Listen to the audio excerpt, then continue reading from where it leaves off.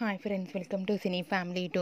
పడమటి సత్యారాగం సీరియల్ ప్రముఖ జీ తెలుగు ఛానల్లో ప్రసారమవుతూ టాప్ మోస్ట్ సీరియల్గా నడుస్తూ ప్రేక్షకులను బాగా ఆకట్టుకుంటుంది. పడమటి సంధ్యారాగం సీరియల్కి సంబంధించిన ప్రతి లేటెస్ట్ అప్డేట్స్ని ఎప్పటికప్పుడు షేర్ చేస్తూ ఉంటారు.